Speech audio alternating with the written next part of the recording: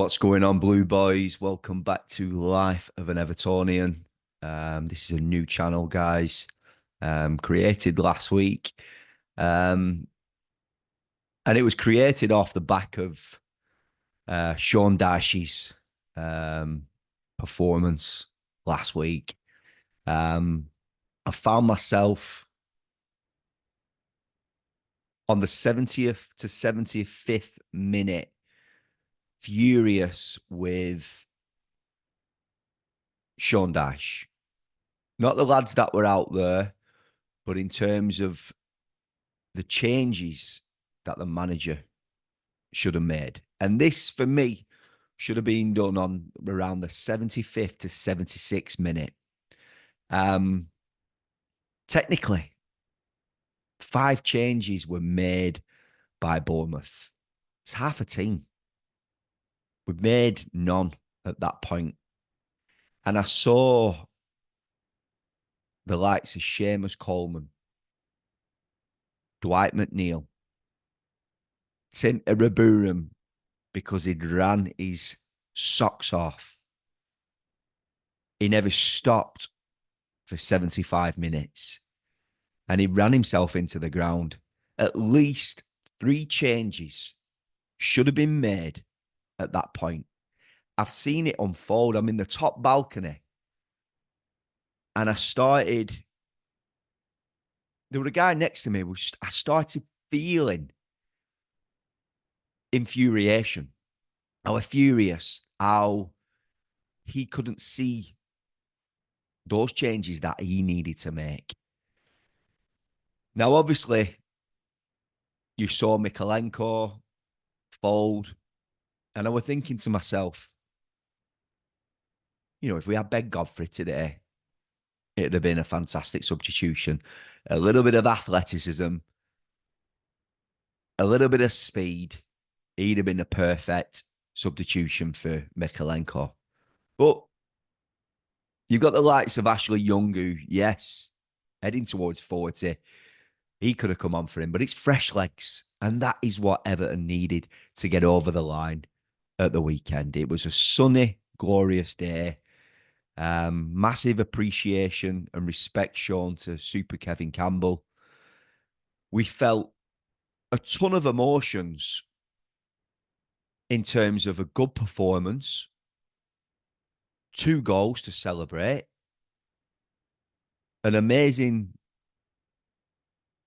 performance from Liliman Ndiaye, carrying the ball up the pitch, going on those Miranda-in runs, showing that strength.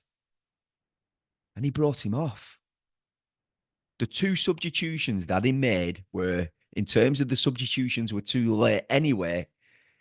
He brought off the 2 wrong people. There was nothing wrong with Ndiaye. There was nothing wrong with DCL. He brought on Decore for Ndiaye. He brought on Beto for DCL. That's where the problems weren't there. So for me, Dixon should have come on for Coleman. And this isn't me saying what should have happened now a week later. I was saying this there and then at the game. And I lost my shit. I lost it. Jimmy Gardner should have come on for Tim Iraburum. It was crying out for someone in that midfield with fresh legs just to get hold of the ball. Keep hold of the ball. The game is won and lost in midfield. Tim Iraburum's legs are gone. And you've got Idrissa Gana again there, an aging centre midfielder. Yeah, he kept going and going. But Jimmy Gardner should have come on for Tim Iraburum. Dwight McNeil should have been changed for Decore. So yeah, you can say Decore came, but he came on for the wrong man. That was 3 substitutions that should have been made. And then you can look at Mykolenko, who was at fault for 2 of the goals. Like for like, you put on Ashley Young. That is the 4th substitution.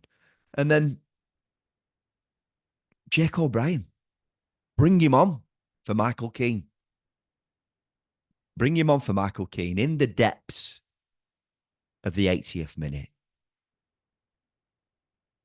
Now, even if that first goal would have gone in and them substitutions would have been made, at least we would have had those fresh legs.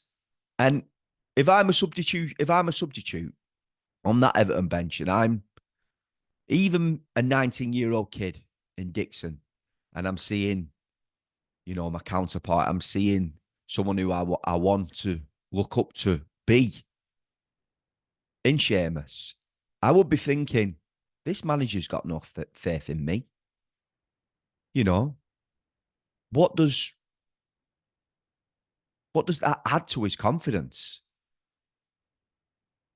Get him on with 15 minutes to go for a bit of pace down that right-hand side, because that's what we're crying out for, especially when you are senior players like Seamus seeing his legs go.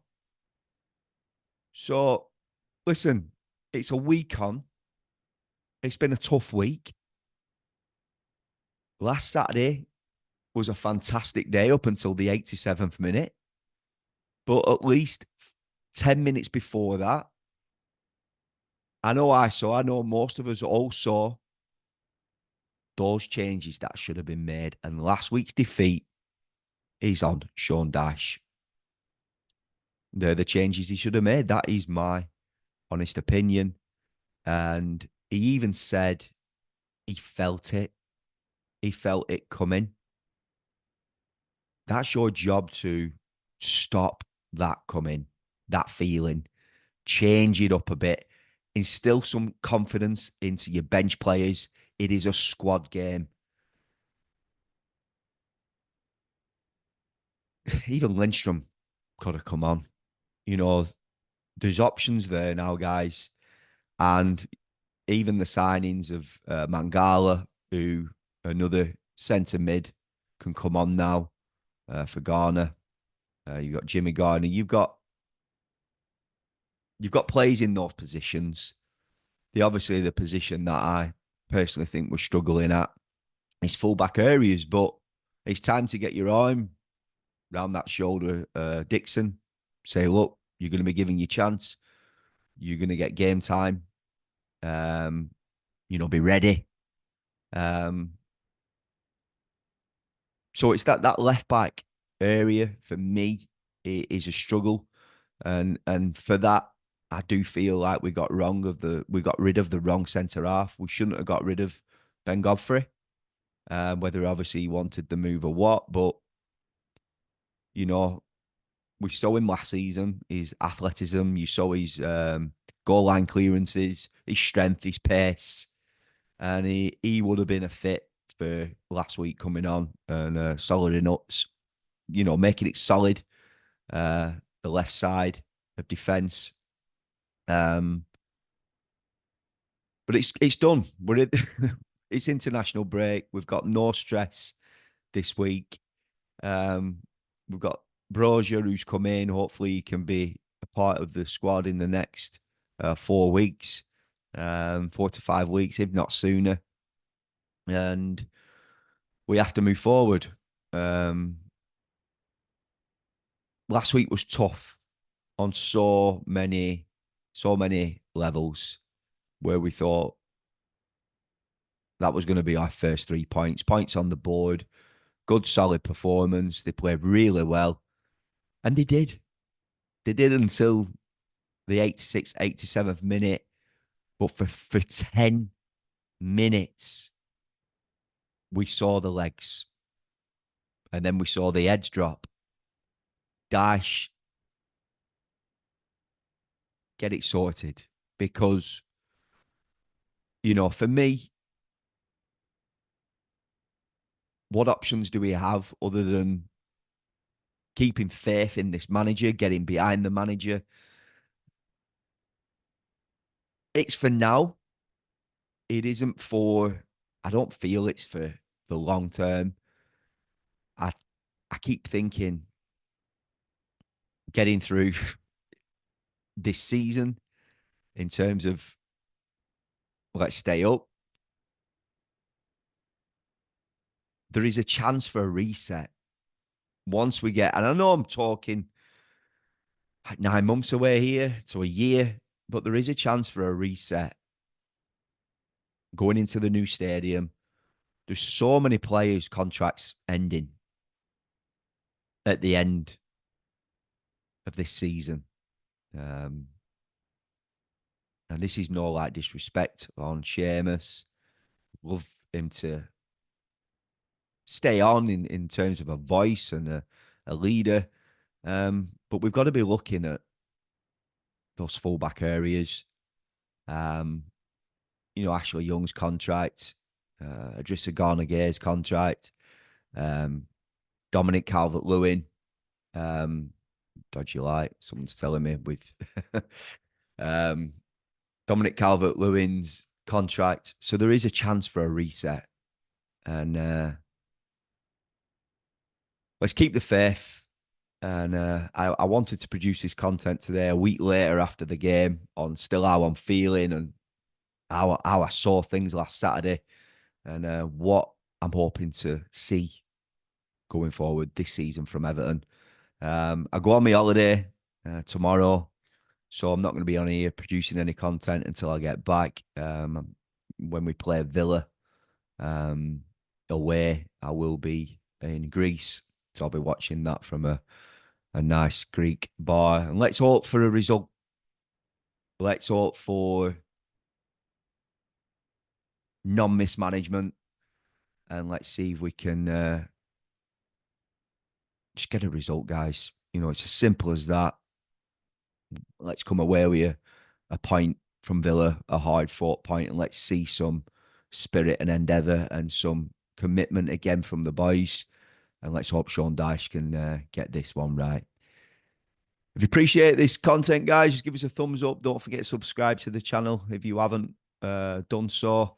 I appreciate it. It's a brand new channel, and I hope that I can keep producing this content for you and you enjoy it. And yeah, this is Life of an Evertonian. See you on the next one. Peace out.